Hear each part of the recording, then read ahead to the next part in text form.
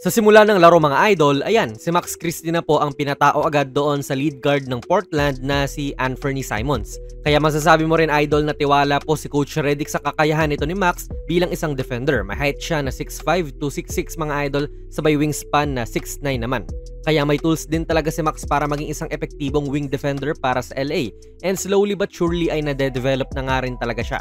Tulad ditong tila naging linta siya sa harapan ni Simons. Hindi naman siya nakasteal dito pero dumepensa siya ng hindi gumagamit ng kamay o umaagaw at tinapatan niya lang talaga si Simons. Ayan ang nangyari, nabitawan. Ang kagandahan din po dito sa Lakers this game ay natakbo talaga sila. Like ngayon, nahawak na ni Reddish yung bola at napakaraming threats nga na nangyayari dito. Syempre, una ay pwedeng umatake si Reddish sa loob kung saan pinaka-epektibo siya. Itong si Jackson Hayes naman din po ay nanghihingi na ng lob pass kasi nakatalikod itong si Murray. Kaya pwede rin po yan. Pero ultimately ay ibinigay po ni Cam ang bola dyan kay Christie sa corner. 5 tres po ang naipasok niya this game at sa mga hindi po nakakaalam, sa huling 10 laro po ni Christie ay tumira siya ng 44.4% mula sa labas. Kaya magandang recovery talaga yung recent play niya para sa Lakers kasi nag-struggle ng malalato nung simula ng season from the outside. Kaya beneficial talaga na pinupush nyo rin yung tempo tulad nung ginagawa nga po ngayon ni AR. Kasi pwede kang makascore ng hindi gumagawa ng play. Lahat sila nakatingin doon sa gustong gawin ni Reeves kaya nakakaluwag-luwag din po si Christie sa kabila. Sa mga hindi rin po nakakaalam ulit, in the last 10 games nga rin po ni Max ay 44.1% naman po ang average niya sa mga catch and shoot na tres niya. At dito rin po nanggagaling ang bulto ng mga attempts niya mula sa labas. Sa ganyang salo, sabay tira na rin kagad. Maganda pong component ito para sa LA na kailangan talaga ng ganyang klaseng player para i-complement sina LeBron pati AD. Pero sa depensa rin talaga ay importante itong si Max. Bigger wing po itong si Camara kung ikukumpara mo sa kanya pero hindi po niya hayaan na tangkihin lang siya dito. Ang payat pa rin niya tignan mga idol pero ngayong season ay kapansin-pansin na mas nakaka-absorb na siya ng contact kung ikukumpara mo last season. Nice defensive stop to para sa LA.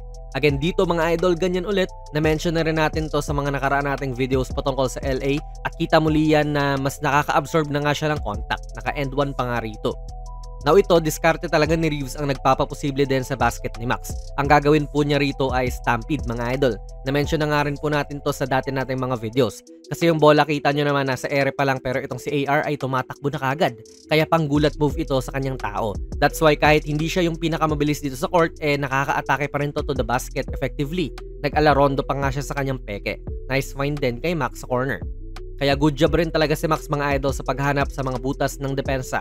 Siguro kasi sa 3 taon niya rito sa Lakers, never naman talaga siya nag-room para humawak ng bola parate. Kaya kailangan niyang mag-adjust sa mga kampi niya na sila yung gagawa ng tira para sa kanya. Tulad ngayon nga po na si Rui ay may mismatch kontra kay Sharp.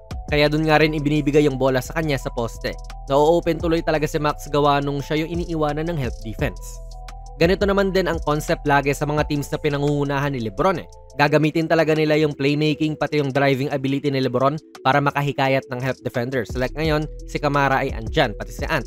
Si Ayton ay nakaabang nga rin po sa loob. That's why yung ganitong mga pag-attract nga niya sa depensa ang nagpapaposible sa good look para sa kanyang kakampi.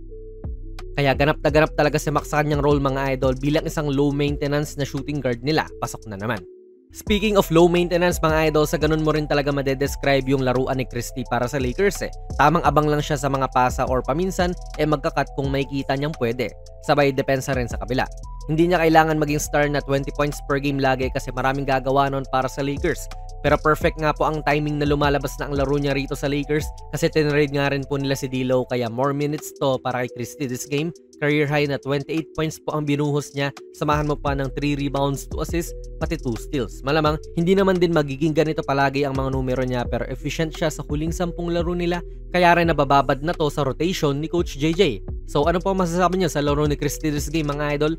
Ilagay niyo lang po ang inyong mga komento sa ating comment section sa baba. And ongoing na po ang ating giveaway ngayong Pasko na Giannis Immortality 3. Hanapin niyo lang yung ating video sa YouTube na ito po yung thumbnail para sa mechanics. Ilalagay ko na lang din ang link sa description and comments. Kung nagustuhan nyo po ang ating video ay pakipindot na lang idol ng like button, mag-subscribe ka na rin sa ating channel at ako nga pala si Jonas PB and as always, hanggang sa muli.